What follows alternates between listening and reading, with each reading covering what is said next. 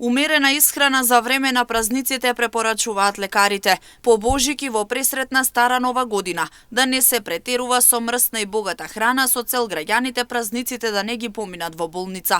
По Божикните пости граѓаните постепено да се враќаат на нормалната и секојдневна исхрана, велат лекарите, да биде умерено и балансирано. После постите, божикните пости, сите оние што се враќаат на нормалната исхрана, треба тоа да биде постепено и умерено.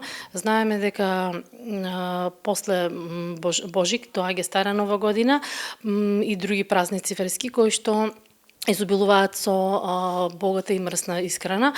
За сите оние што ги држале постите, препорачено е тоа да биде умерено во умерени количини, постепено да се враќаат на, така да речем, секојдневната исхрана.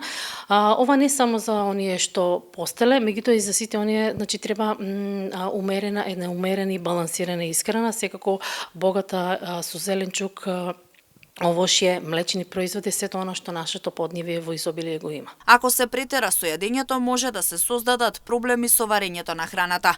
Граѓаните кои веќе имаат проблеми, но и сите останати може да си предизвикаат проблеми доколку не внимаваат на својата исхрана. Месото си има и своји нутритивни, односно добри страни кои што треба да ги внесуваме.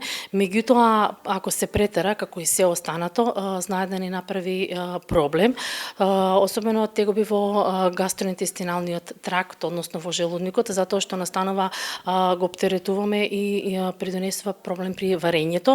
Ако оние веќе што имаат проблеми со жолчните патишта и со желудникот, најпрво ќе ги осетат овие тегоби, меѓутоа има и луѓе што не ја знаат дека имаат, па така можат празниците да поминат во една непријатна ситуација, односно да имаат потреба од лекар или хоспитализација.